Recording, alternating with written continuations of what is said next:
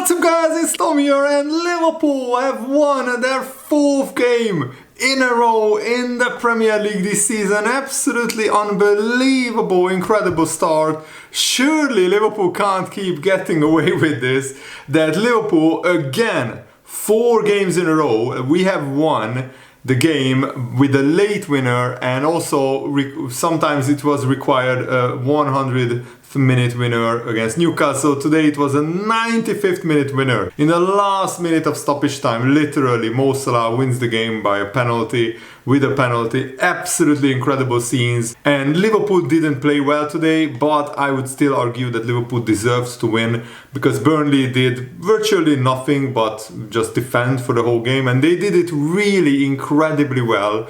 They put 5 defenders, 4 midfielders behind the ball, and even the striker came back to defend.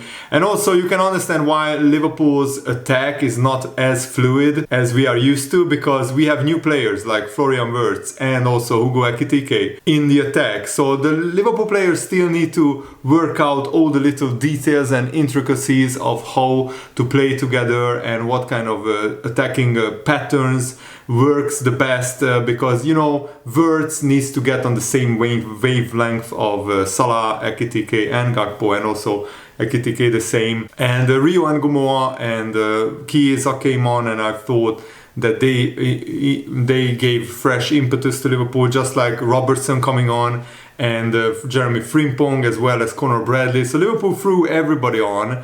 Alexander Isak wasn't in the squad because Arne Slot decided to give him a few more days of training before including him in the squad. And yeah, it didn't matter in the end, thankfully. But had Liverpool not won this game, all the questions would have been about why was Alexander Isak not on the bench.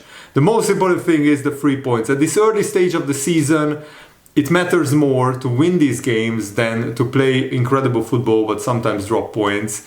And Liverpool, 2 games in a row now, kept a clean sheet, which is really, really crucial, because then you only need 1 goal to win the game. And that was the case against Arsenal. We won with an incredible Szoboszlai free kick, and today it was a Salah penalty, a ruthless penalty. And after Salah missed a penalty in the last preseason game, and then he missed a penalty in the Community Shield, some Liverpool fans, including myself, were really nervous, really worried before that Salah penalty. But Salah in the Premier League is ruthless from penalties. He scored, I think, now 11 penalties in a row. And by the way, this is the first time since 2019 that Liverpool have won their first 4 Premier League games. So it doesn't happen that often. Liverpool only won 4 of the first 4 Premier League games 2 times, in 2018-19 and 2019-20, I think, something like that. So basically, the 2 seasons where Liverpool got to 97 and then 99 points. Hopefully we are on course for another 90 plus point Premier League winning season. But of course, it's going to be incredibly difficult. And I think, huge credit goes to the players who worked hard. But after in the international break, there was just a little bit of a lack of tempo and also a lack of creativity, which I didn't like. But Burnley also set up incredibly well. Credit to Scott Parker, their manager. But thankfully Liverpool got there in the end. By hook or crook, somehow Liverpool always win their games. And Arne Slot's tactics are actually really, really good, because Liverpool control the game, control the tempo. We don't give silly counterattacks away. So Liverpool thankfully switched from that really hectic preseason tactics of just throwing everybody forward and getting countered. And that happened sometimes against Newcastle, and especially it happened against Bournemouth, where Liverpool got countered twice. So that resulted in 2 Bournemouth goals. And after Liverpool conceded 6 goals in their first 3 competitive games, it was really important to keep back-to-back clean sheets, because you can't keep conceding goals and expect to win the games, especially not in the Premier League. But Liverpool had some problems. Milos Kerkez dived in the first half, which was really shameful to see, and he got an early yellow card.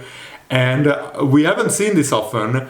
Arne Slot actually took off Milos Kerkez in the 37th minute, and Andy Robertson came on. And that must have been a little bit harsh. It must have felt bad for Kerkez mentally or emotionally. But it was ultimately the right decision, because Kerkez in his tackling is still raw, still a little bit rash. So he has a yellow card in him always. And when he's on a yellow card, you can't risk keeping him on against Burnley's fast wingers. When we get countered, Kerkez pulls somebody down, it's a second yellow and a red card. And ultimately, Burnley got a red card in the end, in the 83rd minute. Oguchukwu, the former Chelsea player, took out Florian Wirtz absolutely clean, and it was a yellow card and he already had one, so he got sent off. But that's not the reason why Liverpool won the game. The reason is Hannibal, who is a Burnley player, used to play for Man United, I think, and he just had his arm up like this, and he turned facing away from the cross, and the ball hits his elbow or hits his arm like that, and straight away he knew it's a penalty. See, he wasn't even protesting at the referee, he just knew he really messed up, because the defenders normally defend like this, arms down, and if he defended like that, Liverpool probably don't win the game. So Liverpool got lucky today, I will admit that as a Liverpool fan, because on another day Burnley see this game out with a 0-0, and then all the questions would have been about Alexander Isak, why wasn't he on the bench? But Liverpool have won this game, and we maintain our 3-point lead over Arsenal, and that's what matters the most. But yeah, after Kerkez got subbed off, Robertson came on, and Robertson also injected fresh pace, fresh impetus to the left wing, but Liverpool were lacking creativity. We didn't make many overlapping runs, and we didn't also shoot sometimes from long range where the opportunity was there. Szoboszlai had a great shot in the second half, which Dubravka saved, but ultimately Liverpool had like 4 shots on target, I think, in the whole game, or 3 shots on target from like 28 shots or something crazy like that. So our shooting accuracy was really terrible today. A lot of shots got blocked, or they weren't even on target. But yeah, most of our shots got blocked, and we didn't trouble Dubravka enough, the Burnley keeper, which was a little bit worrying. Also, Liverpool, I would have liked Liverpool to make more overlapping runs, but with Szoboszlai and Robertson being on the wing for the large majority of the game, it just didn't happen. Szoboszlai sometimes got forward, but he's not really a right back, and he went into the midfield, and I thought he was much better there after Arne Slot brought on Conor Bradley. So Conor Bradley and Frimpong, they are getting back to full match fitness, and I expect one of them to start against Atletico, and hopefully Szoboszlai will be back in midfield. McAllister's ankle got twisted in a 90-degree in 90 degrees. It was a really horrendous challenge. It could have been a red card by Oguchukwu, and McAllister, I thought he's gone. I thought that his ankle ligaments are torn. I thought he will have to be subbed off and he will be out for months. But he played on, at least until maybe the 60th minute or something like that, when Conor Bradley came on and Szoboszlai went into midfield. So McAllister's ankle ligaments are really, really strong. Congratulations to him on that. But yeah, Liverpool huffed and puffed in the second half, and I thought Van Dijk was imperious today again. But Florian Wirtz and Salah still can't find their rhythm. It looks like they are a little bit struggling to play together. They still haven't gelled.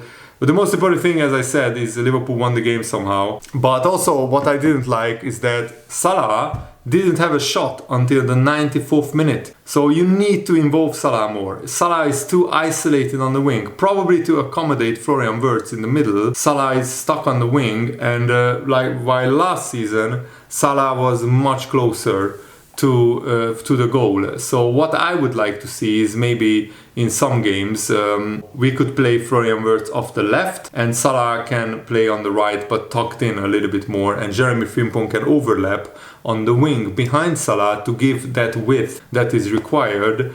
But yeah, Arne Slot will figure out the tactics, I'm sure. Let me know your thoughts down in the comments below, and thanks for watching. I hope you guys enjoy this. Liverpool, top of the league. Let's go. See you later.